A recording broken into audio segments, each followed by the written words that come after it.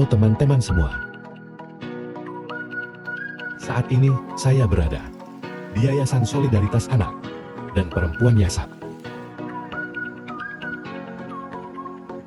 Yayasan ini berada di Dusun Dendeng, Desa Nolbakil, Kecamatan Kupang Tengah, Kabupaten Kupang.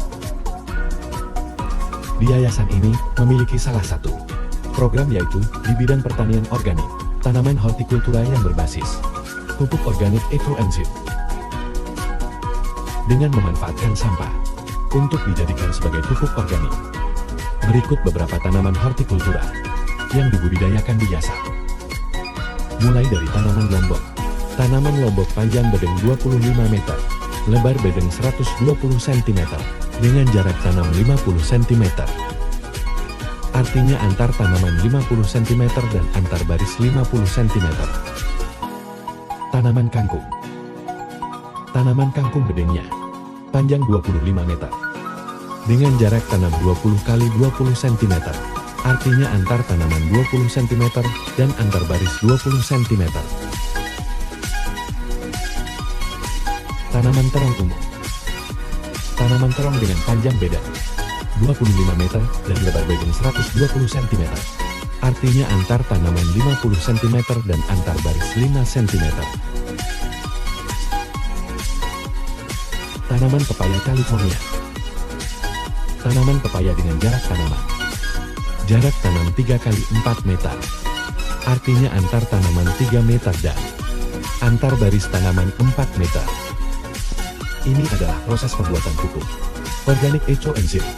Bahan-bahan yang digunakan yaitu: setelah mencampur bahan-bahan tersebut, diamkan selama 3 bulan di sebuah wadah yang ditutup rapat. Pada bulan pertama menghasilkan zat asam, bulan kedua menghasilkan zat alkohol, lalu bulan ketiga menghasilkan zat enzim. Setelah menghasilkan zat enzim, maka ekoenzim sudah siap digunakan.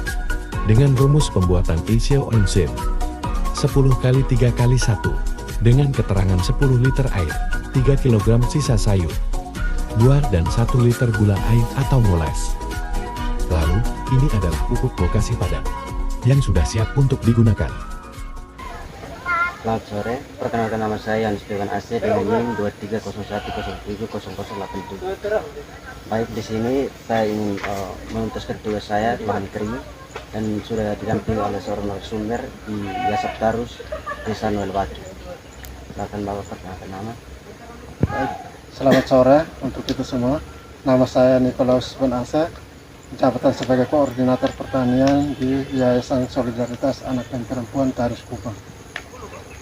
Baik, di sini tanaman apa saja yang dibudidayakan di Yasat Tarus Kupang? Di Yasat Tarus Kupang ini ada 2 hal penting. Yang pertama itu terkait dengan tanaman pangan itu di sawah. Yang kedua itu di lahan kering itu di tanaman hortikultura. Yang pertama itu tanaman kangkung, yang kedua itu tanaman ini picai, yang ketiga itu tanaman brokoli, yang keempat itu tanaman lombok, yang kelima tanaman terong, yang keenam itu tanaman pepaya California. Dalam proses pembibitan, misalnya tanaman kangkung membutuhkan beberapa hari atau minggu untuk bisa digunakan.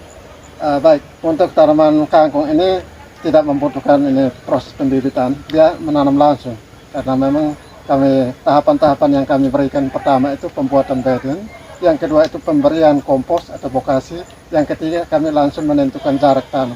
Lebar bedding yang kami tentukan di sini itu lebar bedding itu 1,2, artinya 1 meter 20 cm, panjang bedding 25 meter. Kemudian untuk tanaman pepaya itu apakah dalam menetapkan lubang itu ada kedalaman tertentu atau tidak ditentukan? Baik, untuk tanaman ini pepaya ini di lubang itu memang sudah ada standar sesuai dengan media yang diperlakukan secara internasional tentang pepaya California. Itu kedalaman itu 40 cm, lebar itu 40. Itu sehingga pada saat pemberian pupuk dasar itu dia 5 kilo. Apakah jarak tanaman juga bisa menjadi pengaruh dalam pembudidayaan tanaman? Memang jarak tanam itu punya pengaruh. pengaruh pertama tentang proses pertumbuhannya tidak akan subur karena dia tidak mendapat sinar matahari. Pupuk yang digunakan itu apakah pupuk alami atau ada pupuk-pupuk kimia yang digunakan?